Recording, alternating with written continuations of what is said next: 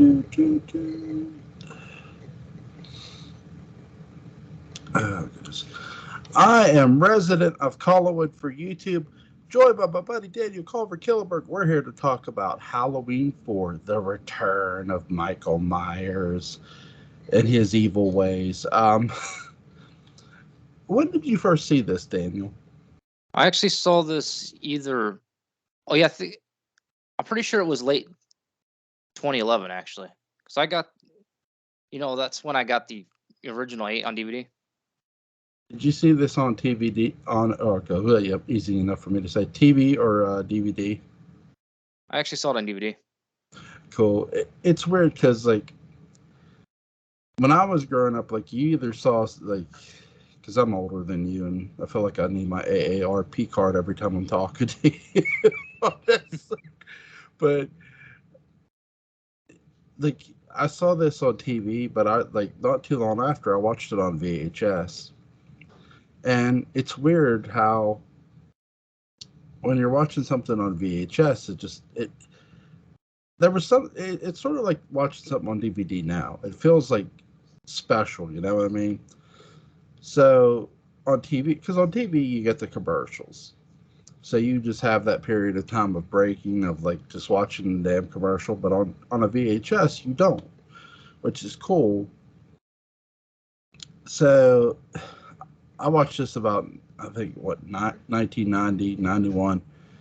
And I was really, they don't quite do it the same way that John did. Because with this, instead of Michael just breaking out of a sanitarium and hijacking Dr. Loomis's vehicle, this starts off not in Smith's Grove, but in Ridgemont Sanitarium, that's what shocked me. This was the first time that Halloween used a different sanitarium outside of Smith's Grove. Were you shocked by that? To be honest, I didn't really think about it. Really? Yeah, it's actually interesting because you actually have a good point. It's weird. Like, to me, this opens up with the ambulance driving down the road and it's raining, and when they pull up to the sanitarium, I'm literally expecting it to say Smith's Grove, like, because why wouldn't he be there? But I'm sort of wondering if the reason he was in Ridgemont is because perhaps that, and again, this is just this is a stretch. I'm not saying this is the case. I'm sort of wondering if it's because maybe Smith's Grove didn't have a burn unit or a burn ward, and maybe Ridgemont did. That actually makes sense. That's kind of how my hometown's hospital was too. Like, sometimes they'd actually have to send you to a hospital of a bigger city. Yeah, give me one. I'm sorry, give me 1 second. Oh yeah, it's fine.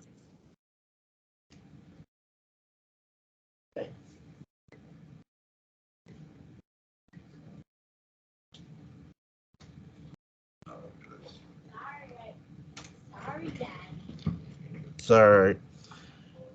But yeah, it's really weird that they don't.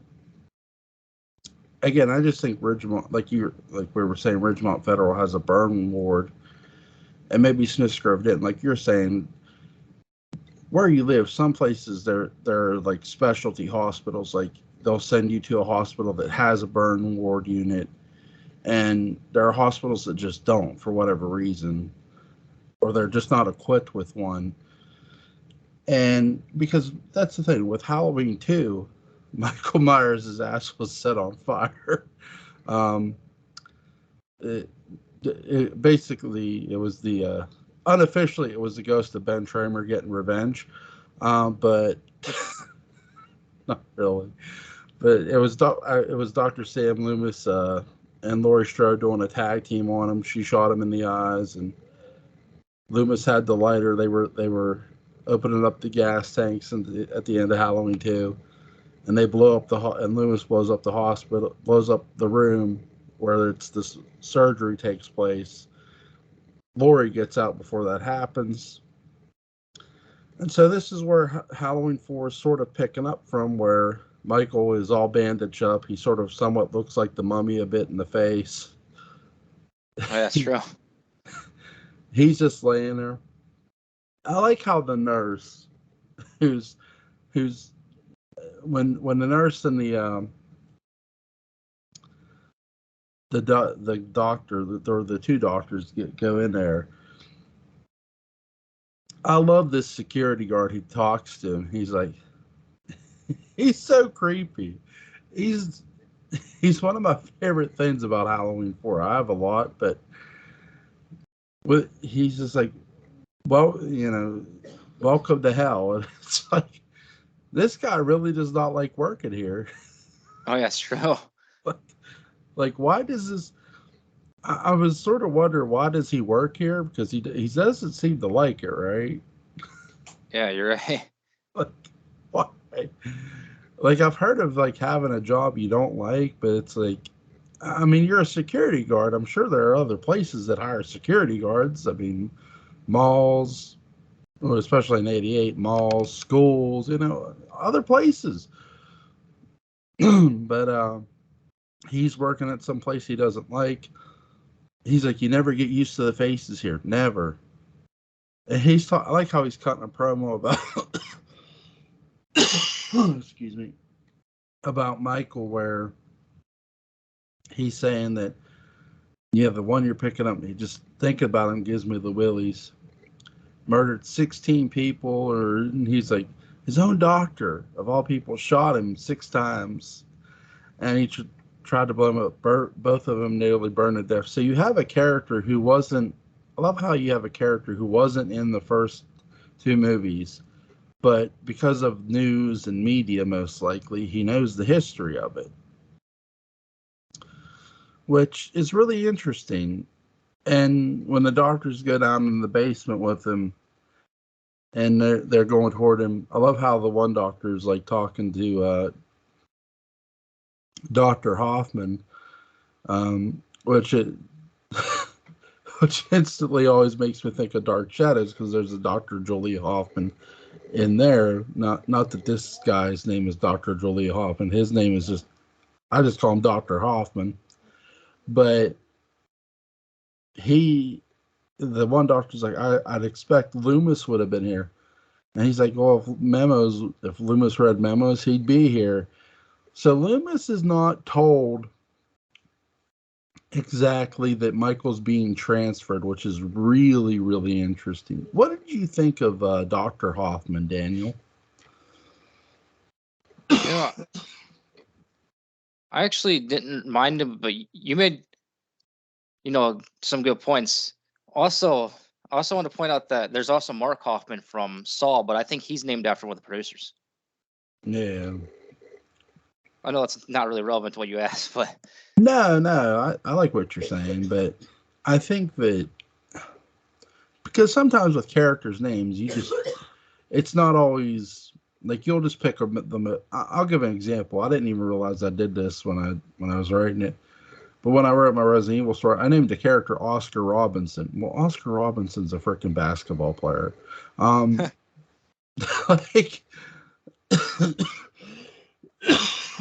like I realized that after I put it in there and like wrote it, and then I published it, I'm thinking, wait a minute.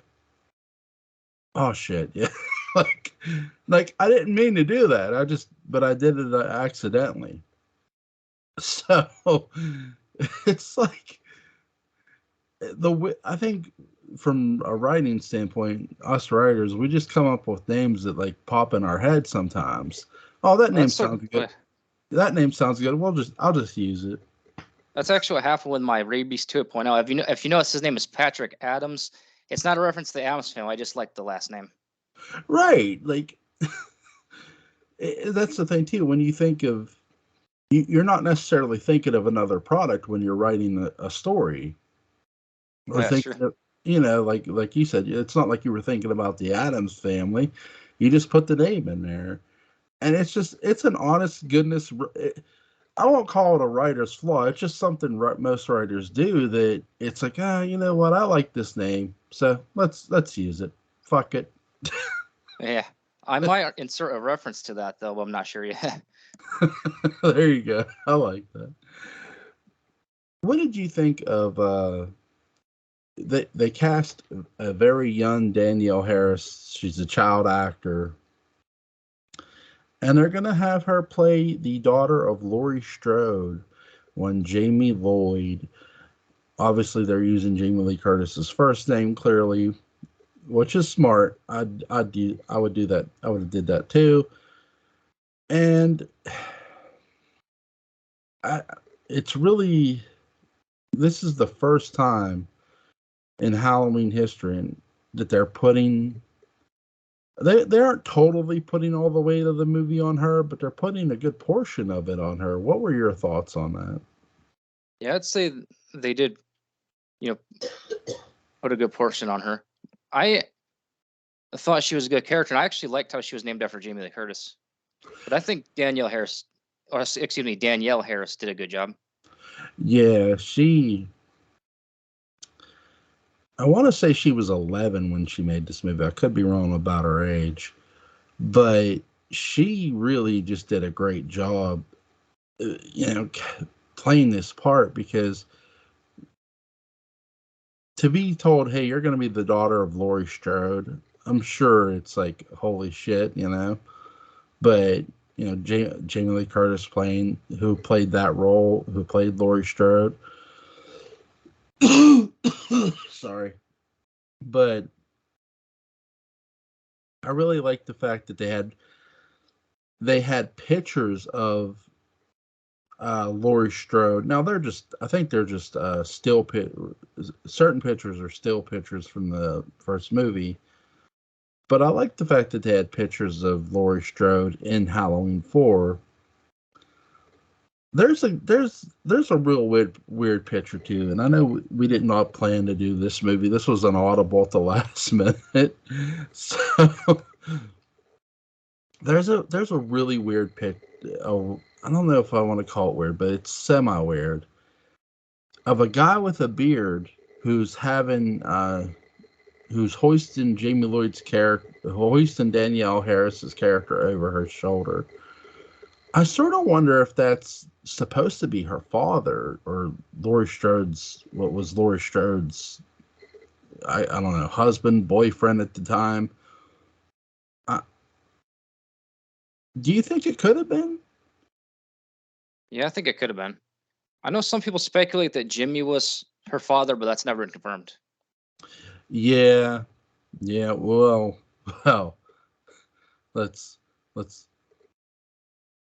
Let's just say this: we know it's not Ben Tramer. That's true.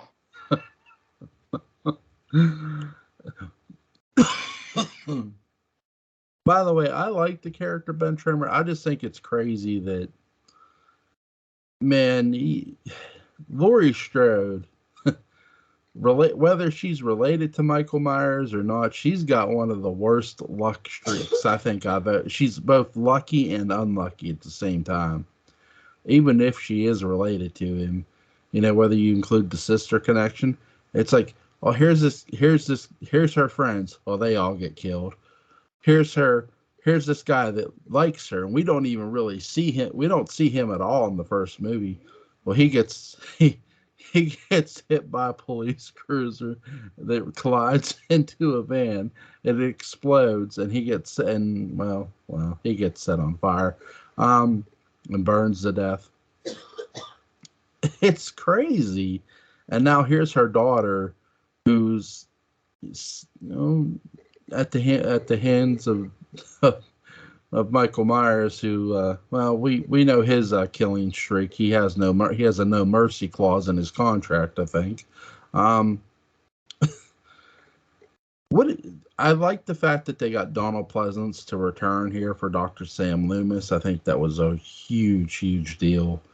What did you think of Donald Pleasance's performance in this? I thought he did a really good job. And I also like how they put a burn mark. I know he probably should have been more burned than that, but at least they acknowledged what happened at the end of Halloween 2. Yeah, it's funny because they mentioned it they mention it too at Halloween 5, but I think Donald Pleasance's character gets the years wrong. I think he says my memory goes back 12 years. I think it's only 11 in 1989. Or 11. I could be, again, it's crazy that goof. It's funny how in the first movie, like, there's like goof ups that you notice, Oh, that's which true. is which is funny. There's goof ups in some of the sequels too. In Resurrection, you can notice like the set, like how the house is a set. You sort of notice the above.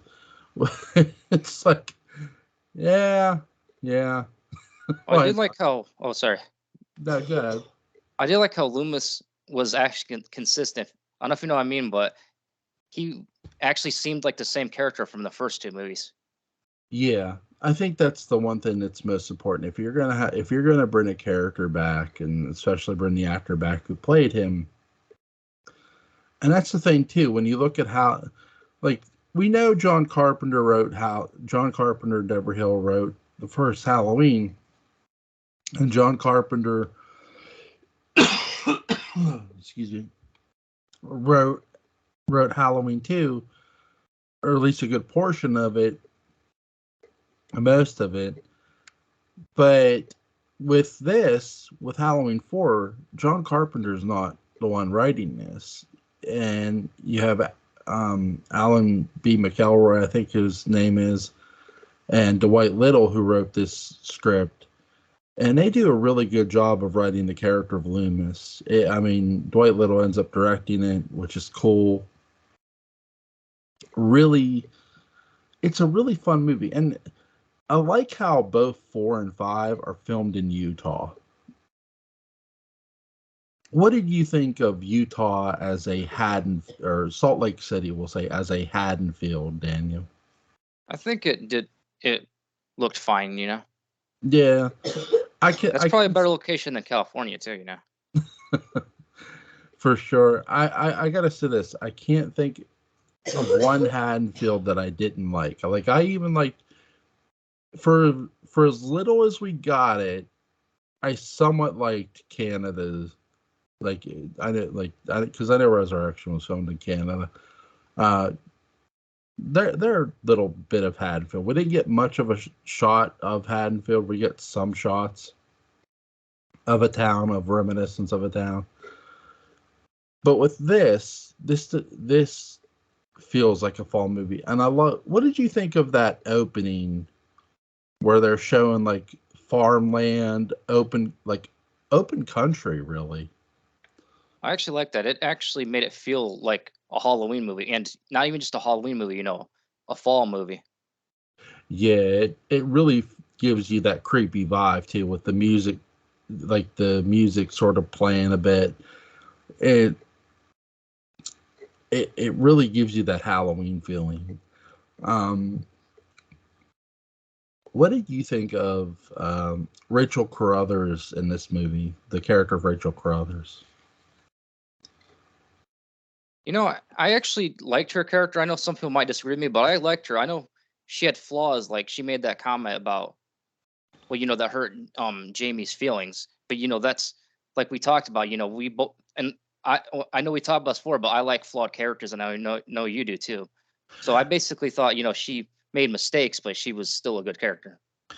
Yeah, that's the thing too. I think if you can get a character to make a mistake, I'm all for it. Or to be flawed, I'm all for it, because you know what that shows me? The character's human. We all make mistakes. So it's it helps the character be relatable. I think that's the one thing that when you look at the character of Laurie Strode, yeah, she was stalked by Michael, and so were her friends. But her and her friends, they're flawed. They make constant mistakes. Now, her friends, their mistakes cost them their lives. With Laurie, her mistake is she thinks that her friends are playing a prank on her, and so she's going over there. She's going over to the house. With Rachel, her mistake is like at times she's sort of blown off her sister. She wants to sort of live her own life. And I love the flaw here because it's like, so you're a little self-centered, and I don't mind that flaw because you can see, okay, yeah, she may be a little self-centered and sort of worry about herself. But I think one of the best moments in this movie, too, later on when they're trick-or-treating and and Jamie goes off with a group of kids, and Rachel's like, oh, like she realized she lost Jamie. Like, oh, there's that oh shit moment you get in the movie. You're going, uh-oh, is this going to come back to bite her for, misplacing her stepsister, Yeah, that's true. And yeah, that was, bad when she lost her. I could understand why though, because Brady distracted her. It's funny when my kid, like even now, like when I take my kids trick or treating, I tell my kids like, do not stray off from me, like from me or your mother, and like because we'll see people we know and talk to them, and usually we're holding the kids' hands so they don't like veer off or wander off. But they're older now, and it's like they're sometimes they're just not too keen on the holding on hands, so you got to keep an eye on them. Oh, that's true. But that's the thing though too. Like with littler kids, they see a kid they know, they want to go talk to him. And here's Jamie Lloyd. Even though these kids, I like how these kids, they were the ones picking on her, and she sort of halfway she somewhat forgives them. She goes with them. It's sort of, you're sort of somewhat seeing a flaw in Jamie Lloyd here, because here's these kids that completely picked on her, and I'm not meaning the forgiveness is the flaw, but going with them and veering off from Rachel was, because that was the person who was responsible for her. That was her adult, If you go off with a group of kids, you don't know what they're going to do or if they're going to be around later on. And we find out in this movie that's exactly what happens. They end up getting picked up because the power goes out. The sheriff wants people in their homes. What did you think of Bucky, the power, the electrician? Oh, I didn't mind. I didn't personally mind it, but I did like how he said, not to pull that, Halloween shit on him. I like how Michael's hiding on him, and then he like notices him anyway. He's like, "Hey," like you said, he's like, "You don't you pull that Halloween shit with me?" It's like, I'm like, Bucky, buddy, Yeah. you're talking to the wrong person there. Oh my god. I like how Michael just throws his ass. Yeah. Like he's going for the distance record or something. Like Jesus. Oh my god. And this is what causes the power to go out too. I mean, this is phone lines are going to be down. Electricity is going to be off for a while.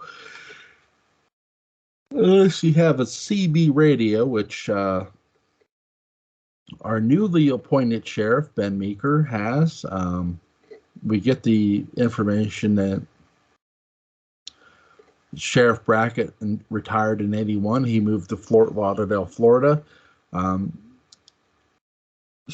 So with a little fun, just Daniel, how did you enjoy Sheriff Brackett as your neighbor? For those that don't get the joke, I live in Florida. It's really. What did you think of Ben Meeker as our new sheriff here? He seemed like a good sheriff to me. I don't know how you felt. I like how he's more of a take charge sheriff. He's very different, and usually with sheriffs, it's tricky because I've seen a lot of westerns too. So usually sheriffs are one of two ways. Usually, they're very laid back or they're very take charge. And I like what Halloween does here with the take charge sheriff, but I'll give you an underrated sheriff. And I'll give, at least in his first movie, uh, oh God, Lee Brackett in Rob's Halloween, because he was neither. He was completely different. And it's refreshing to see three different versions of a sheriff. So, and I don't think we get enough of the sheriff from 2018. He's a bit of both. Like, he's a bit of both worlds. Like, he's laid back and then he's serious. And so there's a bit of both in him. I would literally like to see a sheriff who somebody who moves to Haddonfield, decides to run for sheriff, and realizes how boring the town is. Oh, yeah. like because they're coming from a big city, they're used to the crime, and they move to a small quiet town thinking, oh, this is nice. And then as fall's approaching, like, the townspeople were acting all jittery and weird, and he's starting to ask questions. He's finally like, hey, what's up? Like, why are you guys acting weird and looking over your shoulder? Like, don't you know about this town? No. That would be interesting. But yeah, I like Bo Starr is your actor who plays Sheriff Ben Meeker. Really, really good actor, by the way. He's been in a ton of television shows and stuff throughout his career when he was alive. Really good actor, and he's just really great in this role. I think sometimes he steals this movie. I do wish we would have got.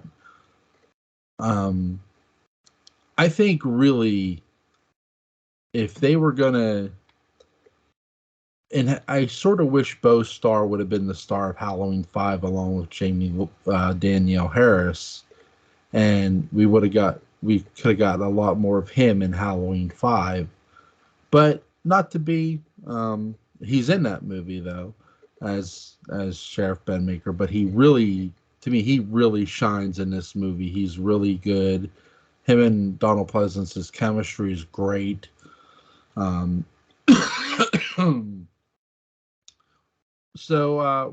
what did you think of the lynch mob in this movie? Oh, them. Yeah. I think that would really happen. Like, if there was a killer like Michael Myers, I could see a lynch mob going after him. That's actually something I feel Halloween Kills did right as well. Like, and I kind of think Halloween Kills took inspiration from this movie. You want to watch a really fun movie for a response to a lynch mob? Go watch Young Guns 2. Now, you can watch one or not. You can watch the first Young Guns. It's a Western. So Young Guns 2 it stars Emilio Estevez. It's about Billy the Kid. And there's a line that Emilio Estevez says in a narration where he says, lynch mobs, he goes, the thing about lynch mobs is this. He goes, the law, there was too many, the lynch mob members were too big to stop for the law to stop. And he goes, the other big problem is it's because the so-called law had no goddamn intention of stopping them. It's like, oh my God. And he's somewhat right, too. Like, because lynch mobs, they get these big numbers, and it's like there's especially in the Old West, with small towns usually had just one lawman, one sheriff. It wasn't this big police force like you see in the cities nowadays. And, it's funny, when they do this in Halloween 4, I was sort of curious of what was going to happen, because, like, I thought, well, is the lynch mob just going to overrun the sheriff here? and gun him down in cold blood and go after Myers anyway, because there's no law. I mean, Michael has killed off the police in this movie, and it's like, okay, this is really interesting. Are they gonna go full on just nuts and kill anybody that gets in their way to get to Myers? And then our geniuses who are in the lynch mob decide, well, hey, I saw him, and they go in guns blazing, and they shoot Todd Hollister. Oh yeah, it's true. It was a walking corpse at this point. I sort of wonder, was Todd Hollister wearing a coverall? What do you think, Daniel? Yeah, I think he probably was.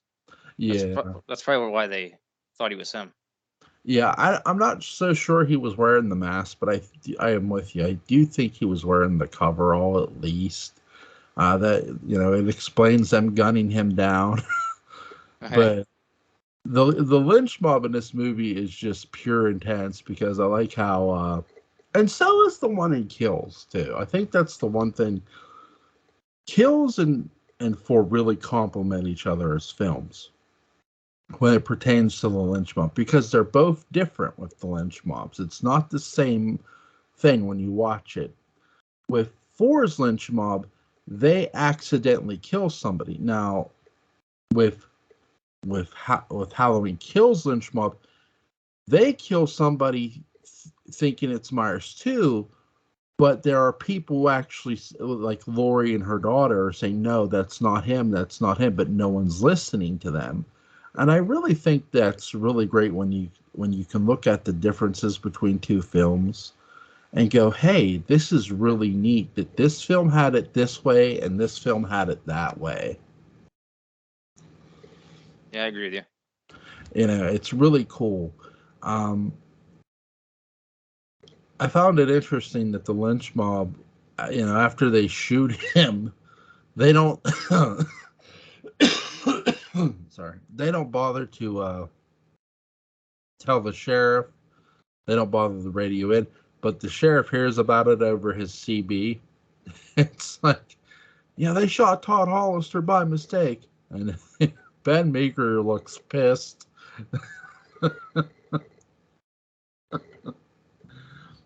Oh, I forgot. What did you think of Sasha Jensen's character in this movie? He's the one that ended up sleeping with Kelly Meeker. He seemed like a flawed character too. Like, yeah. I didn't. It's kind of weird. I didn't really mind him, but he did seem like the type that maybe Rachel shouldn't be with. Like, he was at another girl's house. I'm not saying like a guy and a girl can't be friends, but to me it seemed like it was implied that they were more than friends. Yeah, they were. I think he was somebody who was wanting to get laid, and it's like he that's sort of what his intent is, to be with Rachel. He wants to get laid. I don't think it's just about him and her being boyfriend and girlfriend. It's about, like, he wants to get in her pants, so to speak. And when she's like, her plans have to change because of watching Jamie. Jamie now wants to go trick or treating, so they're at the market he works, and she picks out a costume. I love what they do here with the her seeing Michael Myers, but before that, like, she looks in the mirror as she has a clown costume and she sees him in the reflection, which is really, really cool. What did you think of that sequence? I thought it was pretty cool. Yeah. What did you think of Kelly Meeker, Sheriff Meeker's daughter? She seemed like the type that was loose, and I know Rachel even said, what she's good at. It was also interesting to see her wear a long t-shirt and nothing else. Well, I know she was wearing underwear, but you know what I mean. Yeah, she's she's basically in what modern sleepwear, I guess, if you Oh will. yeah. She, Well, that's yeah. yeah, she's wearing a t-shirt and underwear. Her and Brody were like trying to have sex, and she got her bra off, and well, her dad pulls in. That's my dad. Brody, I love how he's like scared shitless. Like he does not want shot at all. And so they're like stuffing, she's stuffing her bra under a chair cushion. He's getting dressed. She's putting on clothes.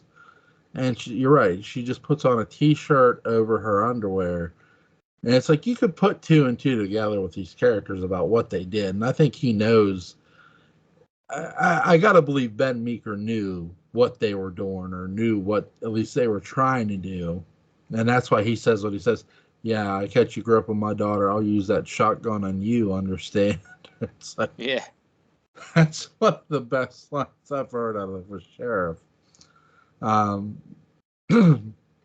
what did you think of how Michael Myers he sneaks in the back of Deputy Logan's squad car. He's just laying in the back.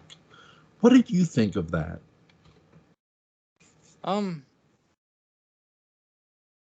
Yeah, that I don't know. I don't really have much to say, to be honest. It's really creepy to me because we haven't seen, like, to me this is a nod to the first film where he was in the back of Annie's car. But instead of him killing the person in the car, he's just letting the car take him to where he needs to go. To be fair, it does make sense if you think about it. Yeah, it's just like, holy shit. Like he's just chilling there, you know? Yeah, that's true. It's like they're like he's just laying in the back, just chilling. And he lets Logan take him um to the Lloyd house, to Sheriff Meeker's house, sorry. But there's another interesting sequence in this movie. Early on, we see Rachel Carruthers alone walking down the road looking for Jamie. She sees what she believes is Michael coming out of the fog. And, later on, later on in this little sequence, we're going to see 3 impersonator Michael Myers, which is really, really intriguing. And I got to ask you this.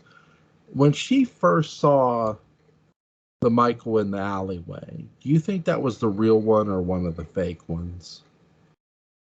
Yeah, I don't know what to think about, but I'm gonna go with one of the fake ones. Yeah, me too, because it's really weird how they play. I think the producers and writers are trying to trick you by playing the music a bit, playing like the creepy music a bit. But they do a really good job with this. It's a nice little deception game by the writers and producers and stuff. And it pays off with Loomis pointing his gun at them. I like how one pulls off those, "Hey man, don't shoot." Yeah, no one wants to get capped. So, Yeah. what did you think of the house sequence when they're in Meeker's house and Michael is in there clearly, and he's sort of, you don't see him and you don't see him stalking people, but you get the sense he is, because he's in the same house with them and he knows they're there. What did you think of this whole sequence with Michael inside Meeker's house? I thought it was, pretty creative because they're not aware of what's gonna happen, but we know what's gonna happen. Yeah, it's really interesting how quickly, like, no sooner do they get in there, like how quickly things go to shit. First of all, Donald Pleasance's character, Sam Loomis, leaves. He goes to the Carruthers house. But I also think he went to the Myers house, too. We don't see the Myers house in this movie, but I think he went there. Then, after the The report about the hillbillies, we see Sheriff Meeker leave. So now we have Deputy Logan. We have Sasha Jensen's character, I believe, and who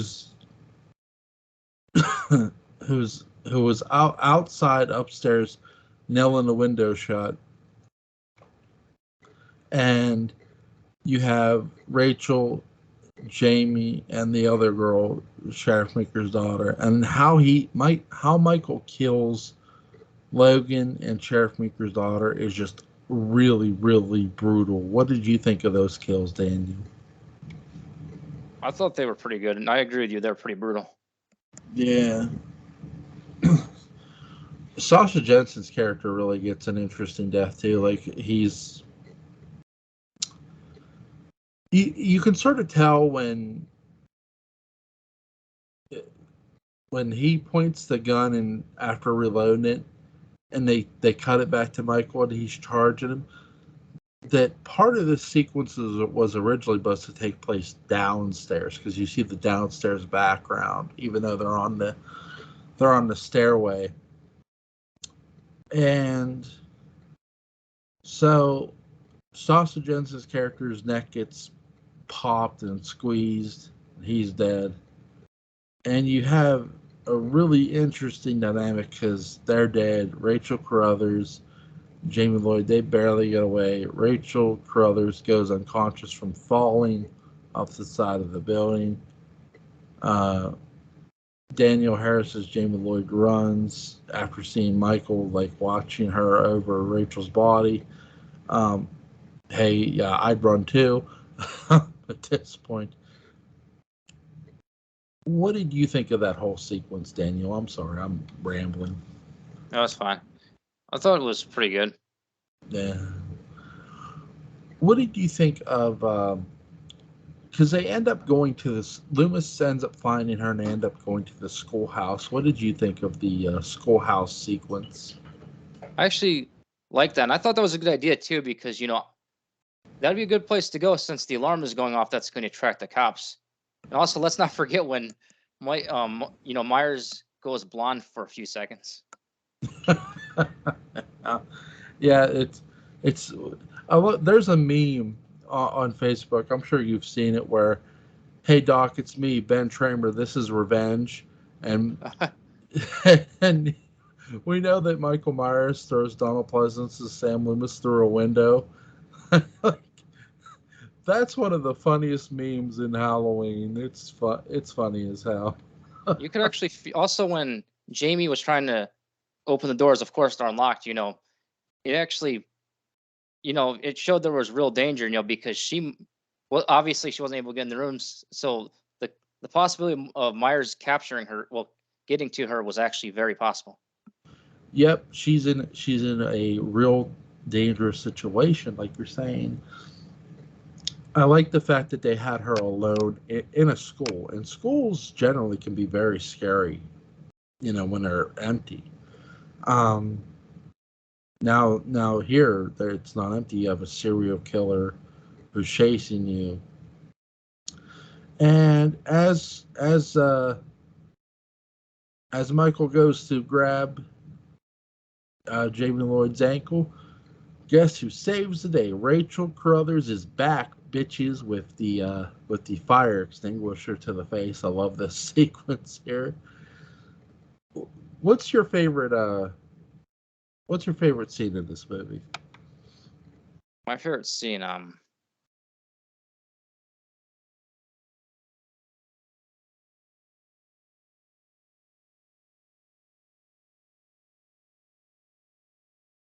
I would say, when they were in Meeker's house, the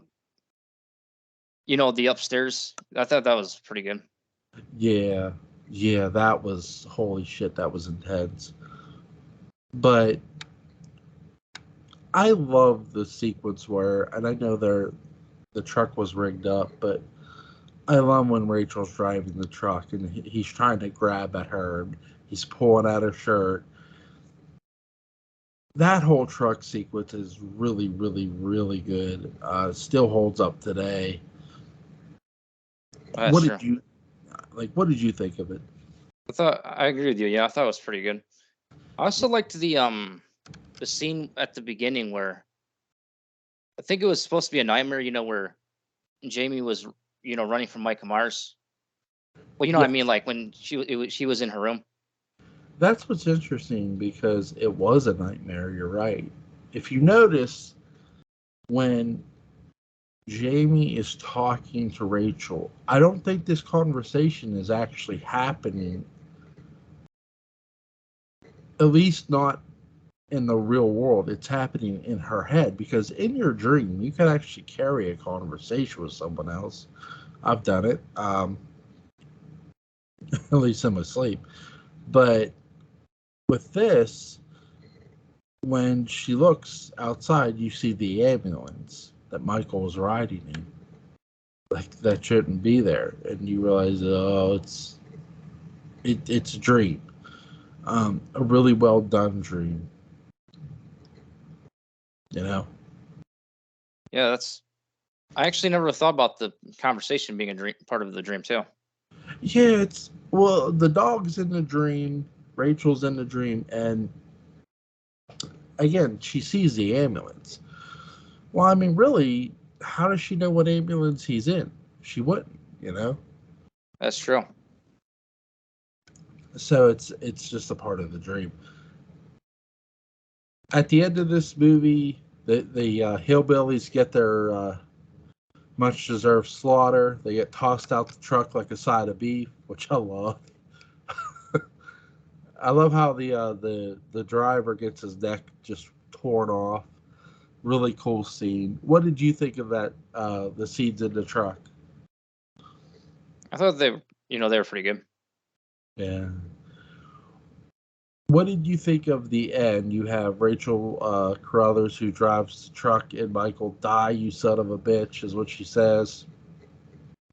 And he's laying, in what looks like an abandoned, somewhat of an abandoned old cemetery, at least. And Rachel Carruthers screams, "Don't touch him, Jamie!" Mike, he gets up, she falls down, they blast away, and Michael Michael seems to have been defeated. What we realize is that Jamie Lloyd, Daniel Harris's character, touched him during that process. The evil has transferred into her, and she tries to kill her stepmother. I'm sure she deserved it. What did you think of that sequence, Daniel? Actually, I thought that was pretty cool. Where they had her try to kill her stepmom. I kind of wish Halloween 5 followed up with that. They mention it very briefly. They mention it twice, and Loomis says he tried. He had you stab your stepmom, but you also hear the fact that Rachel Carruthers is going up to a cabin with her, and as she puts it, her parents, her mom and dad.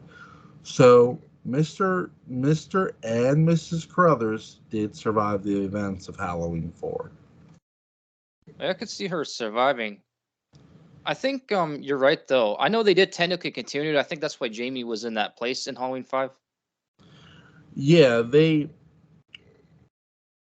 I think they're more having her in that what looks like a child's mental institution, I want to say, or child, you know, or for behavioral children. It could be for that too. Either or. Sorry, but they she's in there, and again, her step parents are both alive. Rachel is sort of like, I don't want to say she's her guardian, but she's sort of probably reporting back to her parents about Jamie Lloyd's condition. Yeah, I could see that. That's the one takeaway I take away from 5. It's so everything's so brief about 5, but 5 was rushed too. 4 was not. 4 was very greatly paced and a great film to watch. Yeah, I agree. I'd say Halloween 4 is definitely one of the better ones. Yeah, it's better than 5. I think with 5, what I like about 5 more is the stalking is more imminent. The stalking is more in your face, if you will, because Michael was stalking Tina and her friends. So, I agree with you on that. he's like, you see him watching them in near the hospital that Jamie's in. You see him watching. He's like standing across the freaking street, watching them in town. In Halloween 5, really, really creepy shit. I'm trying to think if there's anything we missed. Is there anything you want to add? Oh, how did you like the mask in this movie? I'll say this: I've never disliked any of the masks in the franchise.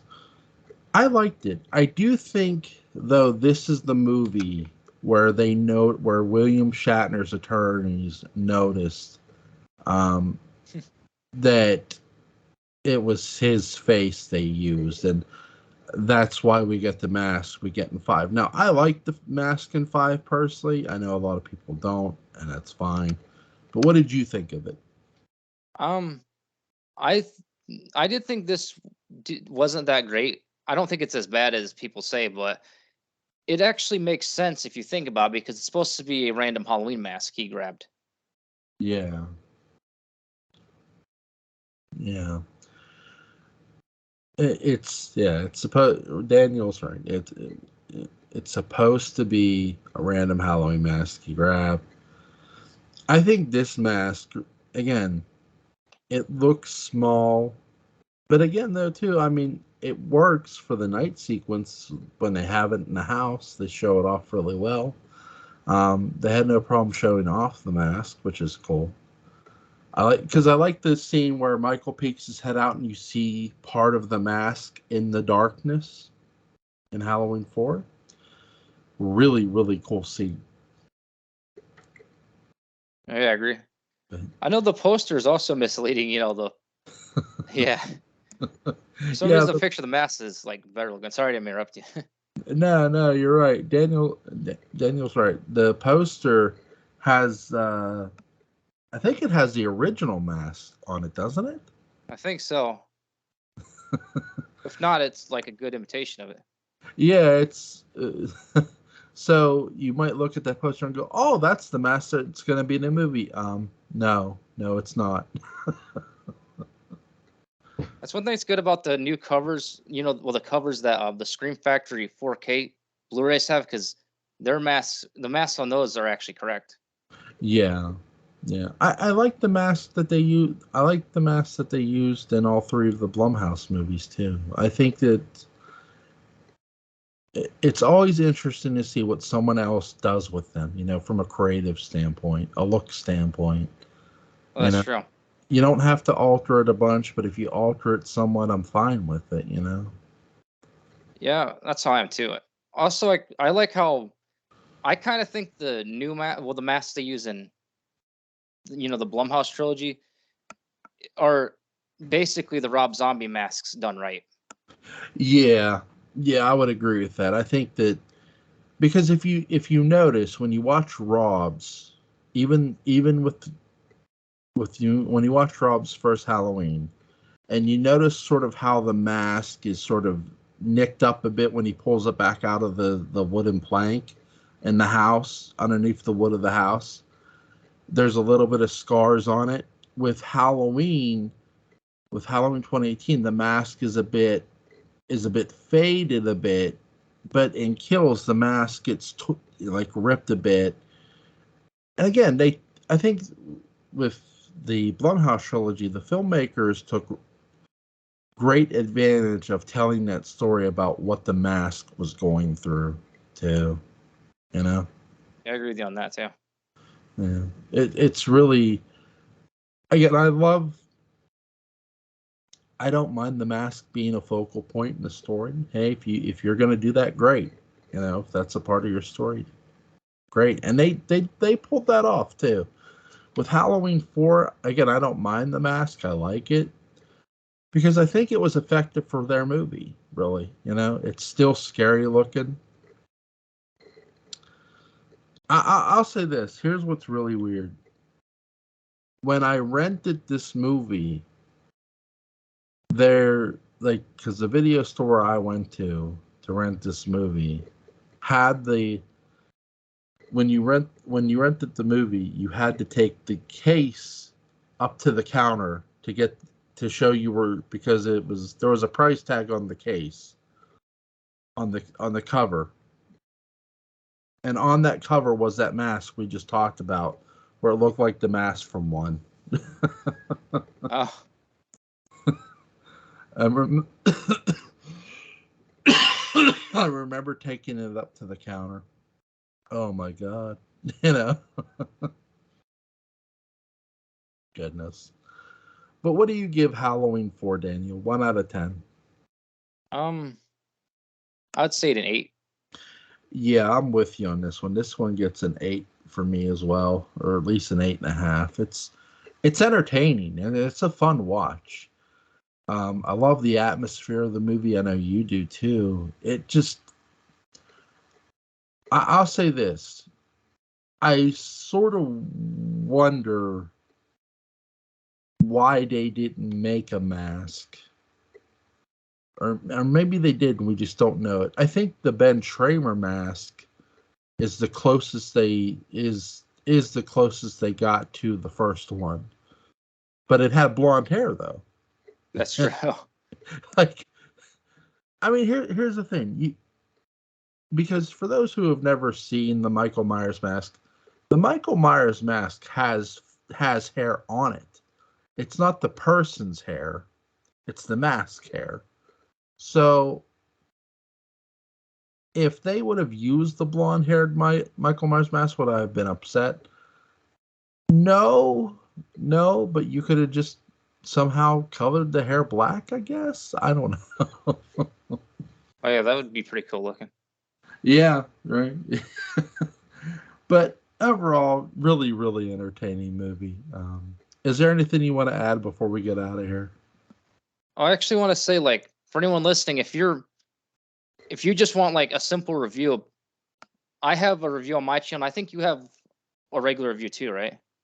I probably do. I'd have to go pull it up out of the video graveyard. Oh yeah, that's understandable. Oh yeah, I forgot you had another channel before. Here's the thing with this channel. I probably have reviewed Halloween 4 individually. I'm pretty sure I have. I can't guarantee I have on this channel yet. I know I did a lot of combination. Like, I think you and I did a Halloween 4 video before on this channel too, but we did another one tonight. I think you're right. Like, so when you ask me if I have like one, like an individual one, I'm thinking I think I do, but I'm not too sure I do. Oh, because I remember you did the Halloween reviews, but I couldn't remember if it was on your old channel or this one. I think I did do Halloween reviews on this channel too.